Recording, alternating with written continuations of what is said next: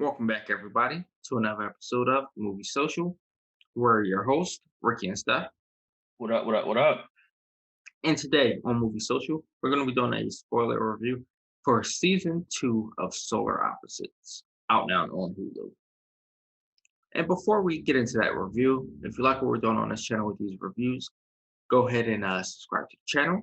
And if you like the video, give us a thumbs up and share the channel video with your family and friends. All right, so season two of Solar Opposites. Eh, I don't know. I want to say this, but then I kind of don't. I kind of think it was better than season one, but Oh, it was.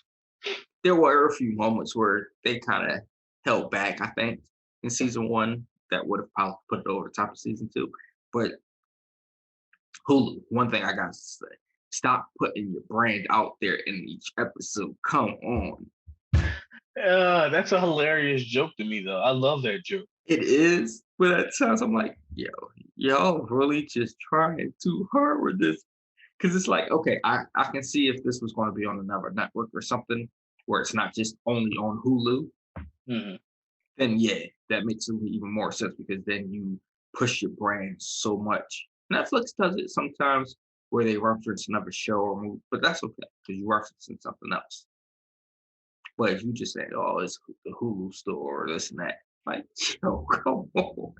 I think that's But it's hilarious, funny.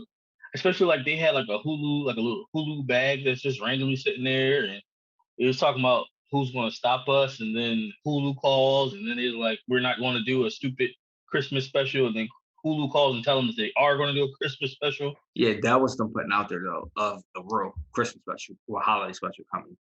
Yeah, so It's like supposed to be like a 2 hour holiday special, I that think, stuff right there is hilarious to me. maybe or not. Yeah, I mean the ending though. I kind of was about to say, is this the end of Solar Opposites? Are we done at season two? But then of course, trees grew heads. No, they started to grow their arms and feet. The Yeah. only thing I did not like about this season Hmm. was that they didn't like. So they did talk about the wall, but Yeah, they for didn't like do two it as episodes. much. Yeah, they didn't do it as much as they did the first season. Yeah. Like they had a conclusion at the end of the first season about the first stages of the wall, whatever the case. Hmm. They didn't, they didn't. They left you with more information. Like, okay, this is they're still continuing that storyline, but it wasn't like an end to that particular arc. Yeah. You would say. I mean, they left it open ended for either the holiday special or for a possible season three of what happens on the wall. I mean, to me, the wall could be its own spin-off series. I would like Agreed. that. I would watch it. But I think they were trying to focus more so on that family, which I'm getting tired of them with the bickering with each other sometimes. Because 1 minute you're, oh, I can't stand this one, but I'm with that one. The next minute, nope, I can't stand that one. I'm with this one now. I mean, what animated TV family don't you know that bickers all the time? No, it's not just the bickering. It's just the you fall for the same trap every time. I would have to say that the final episode was my favorite when they was trying to fulfill themselves. Oh yeah, that was crazy. Man gave her world pleasures for 6.5 hours. My God. I mean, he's an alien. I think I, my favorite episode though would be them in the woods with the wood town. on the Woodtown, and then they all went to find other jobs and stuff like that. You had Yeah. a little bit of Wolf of Wall Street in there, hmm which is crazy. And then the fact that the town burnt down, of course it does. It's made out of wood.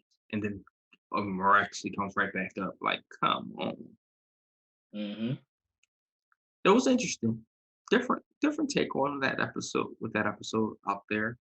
I think another episode that was really funny was the dinner parties, Well, banning the dinner. I was a little disturbed though by the whole wine bottle coming out the butt and then putting it back in. I was like, To reverse it. who thinks of this? I mean, if I'm not mistaken, like I said, these are the co-creators of Rick and Morty. No, no, So no. I get that. I'm just saying, where's your mind at when you think of stuff like that? I don't know. They probably roasted when they when they write this stuff. Just like it was a lot of episodes this season that was just like absolutely funny. Then you had the episode where he kept going back in time, or essentially with the mailbox. You know that that was the lake house. Yeah, That was reference to the lake house yeah, they did. They movie. definitely did. They referenced that. Then you had them, the kids, lying, and get all the way to the Olympics.